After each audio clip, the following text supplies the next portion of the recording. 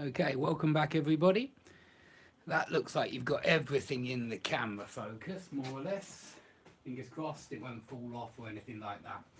So we're doing common mistakes today, which is something classes. I write down the mistakes that my students make and I send them back at the end of every class so that the student doesn't keep making the same mistakes. I'm sure they do because I hear them make the same mistakes over and over again.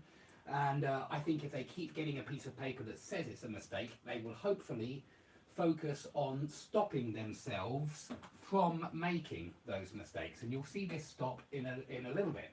So the very first mistake was I'm always worried about what it looks. And there's only one word wrong here, and it's the what. The what it looks is not correct.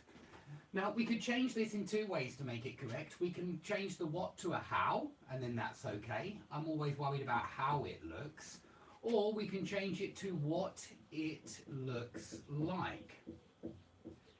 And this is telling us something important. This is telling us that the what refers to a noun and the how refers to an adjective.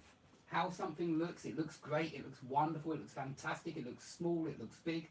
That's telling you how something looks. What it looks like is referring to a noun. It looks like a board game. It looks like a piano. It looks like a guitar. Yeah, and so we use look plus adjective, look like plus noun, and technically, you look like you have seen a ghost is wrong, technically. In formal English, it should be as if. You look as if you've seen a ghost.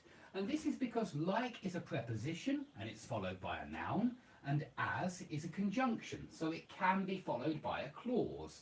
Now, these other words, sound, feel, taste, they work exactly the same as look. So that sounds great, that sounds like a police car, that sounds as if it is going to break. Okay, so there are two ways we can correct that one, with how or with what, depending on whether we're talking about a noun or an adjective. So, number two, I've never seen so big flat. Now, this is almost correct. The rule here is so plus adjective, such plus noun. And so the obvious way to make this correct, oh, and by the way, you can say such plus adjective plus noun. There could be an adjective in between the such and the noun.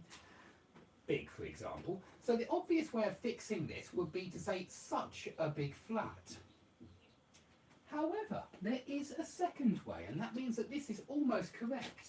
We could say I have never seen so big, because that's so plus adjective, a flat. If we put the article in there, a, it becomes correct. You can say so big a hotel I have never seen. Now this is very formal, so big a flat. It's very formal. It sounds a little bit pompous to my ears. So be aware that it's very posh, but it is also possible, and it's because so and such are used in inversion. Have a watch of my video on inversion, on what inversion means. If you're not sure about what inversion means, just put it into the search bar, Mr. Skype Lessons, inversion, and you'll find it. So such a big flat or so big a flat would make that one correct. Number three, today I was writing a test. I think I've done this one before in another common mistakes lesson. I was taking a test. You don't write a test in British English or in American English, but I have heard that it's possible in Canadian English. But in England, we never say I wrote a test. We say I took a test, and hopefully I passed it. So taking the test is just doing the test. Passing the test and failing the test are good results or bad results. It's what you get normally a week or 2 weeks after the test. You find out if you've passed or failed. Okay, number four, one of my students pointed out, and he's right, that if students don't use phrasal verbs, they are missing out on 70% of the language.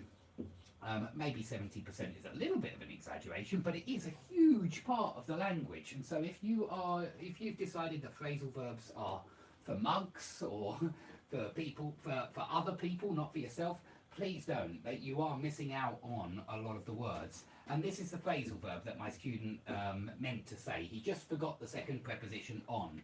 When you miss out on something, you miss something which would have been good to see. So miss out on an opportunity is a very common collocation. It's when you miss something which is good, which you shouldn't miss. Okay, the sign prohibited you to smoke at the bar. Now, I don't like this. This is a reporting verb, prohibit. The sign prohibited you from smoking. Because after preposition, we use gerunds. So it really is from smoking. And there are many other words that have the same form. The sign forbid you from smoking at the bar. Yeah. The sign forbade you from smoking at the bar. Forbid, forbade, forbidden. Forbid, forbade, forbidden? That sounds like it might be old-fashioned English. I'm actually not sure. I'll have to check that one in a moment. Is it forbid, forbade, forbidden, or forbid, forbid, forbidden? I'll have to check. Or the sign prohibited you from smoking at the bar. The sign prevented you from smoking at the bar. The sign stopped you from smoking at the bar. And I was banned from smoking at the bar. Notice that all of these words are pretty similar. When you forbid someone from doing something, you ban them from doing something, you prevent them from doing something, you prohibit them from doing something, you stop them from doing something. So very often words of similar meaning follow the same patterns in English, and that's worth remembering.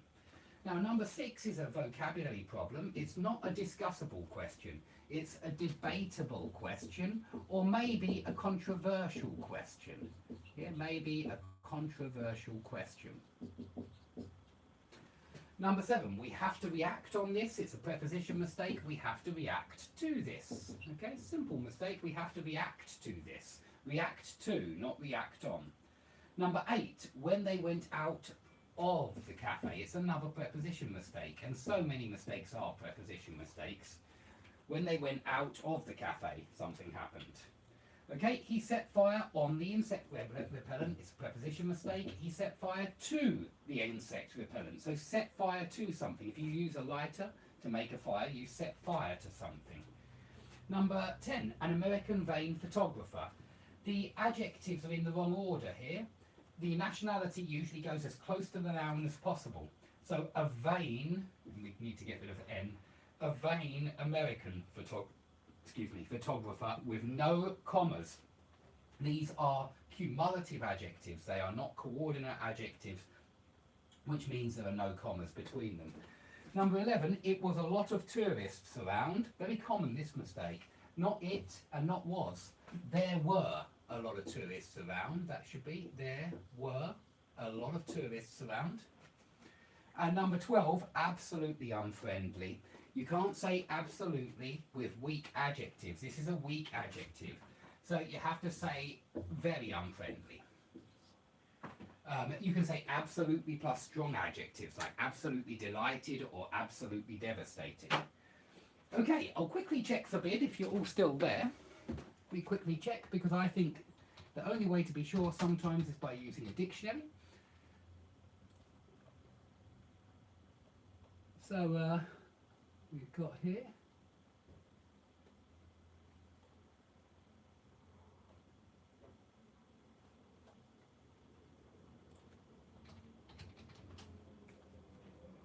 Yeah, forbade. Past of forbid is forbade. I think that one sounds quite old-fashioned now. Not old-fashioned, but it is an old word. It goes back to the old German. I think they say something similar in German, don't they? Like verboten or something like that. Forbid. That works in exactly the same way as these other verbs. Now, if you have any questions, please put them under the video. If you've liked the video, please press the like button and subscribe. I'll be doing a couple more lessons today. Not really aimed at mistakes that foreign learners make. It's not about those mistakes. It's actually aimed at native speakers who are interested in grammar and interested in the parts of speech. So please stay tuned if you're interested in subject, verb, object and participles and gerunds, because that's what we'll be doing. Thanks for watching, and I hope to see you all soon.